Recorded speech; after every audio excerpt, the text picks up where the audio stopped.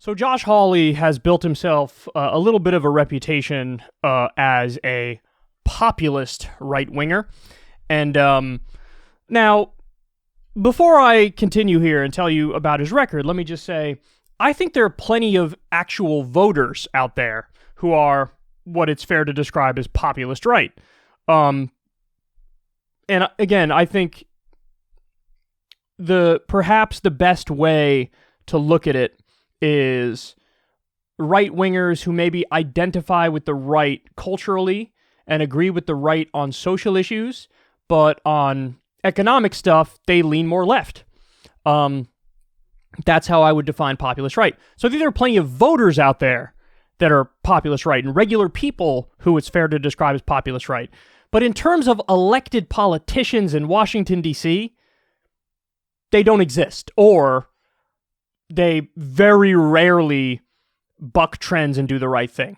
So one example would be Josh Hawley supporting those $2,000 checks. That would be him actually doing the right thing. Now he wants to get out of some of the wars. That would be him doing the right thing. But in so many ways, they're just not really populist right. They're frauds. So Josh Hawley didn't support the $15 minimum wage. Josh Hawley supports right to work, which is anti-union stuff. Josh Hawley's not a supporter of the PRO Act, which would massively help average workers in this country. So anyway, look at what was just dug up by CNN. This is from the K-File, Andrew Kaczynski. He says, Josh Hawley, a critic of Biden picks support for wars in the Middle East, previously blogged in support of the Iraq war. Now, you might say, well, Kyle, come on, it's possible for people to have a change of heart, and he just had a change of heart, so who are we to judge? Or who are we to judge? This seems like we're being too strict. Well, when you see the specifics, you'll see why I'm criticizing him. So, in 2005, he said the following: the question should not be, when do we get to leave, but instead, how are we going to win? This was 2005. So this is after we've already been there for years. Now, it's a fair thing to say that was a long time ago, so you could write that off, because he did. He had a genuine change of heart. So why are you being so tough on him? Well, when campaigning for the Senate in 2017, Hawley accepted the endorsement of John Bolton, saying that Bolton, quote, understands the many threats posed to America. So now it's not just a few years after the war started. It's in 2017 he's happy to accept the endorsement of a war criminal. A war criminal. In 2018, Hawley spoke in support of Trump ending the Iran nuclear deal. That's definitely a hawkish thing, pushing us closer to war with Iran, and moving the U.S. Embassy in Israel.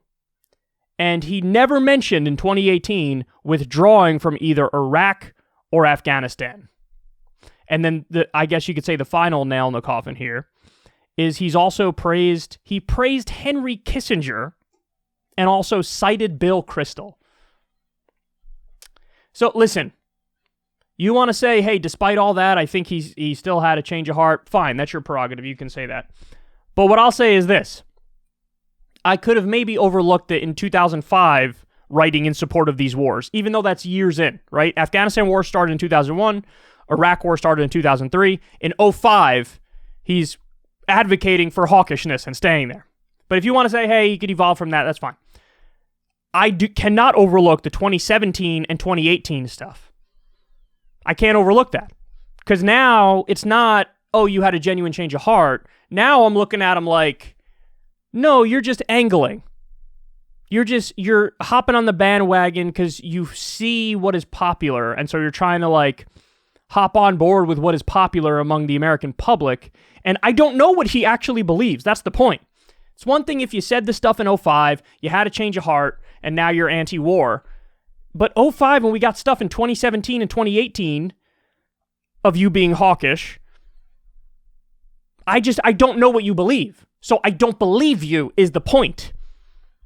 And so that's where we are with the state of the so-called populist right.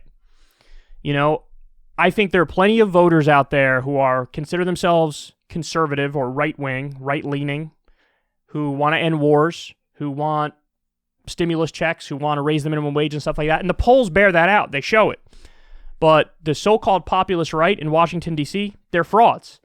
Every now and then they might buck an orthodoxy or buck a trend, but usually this is what you get. So, I mean, my takeaway from this is you can't trust a fucking guy you can't trust a word the fucking guy says.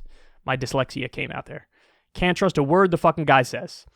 And we got to hold these politicians to high standards, whether they're Democrats or Republicans. And it's just a shame that there are so few really principled, strong voices that have consistently been fighting for the right things.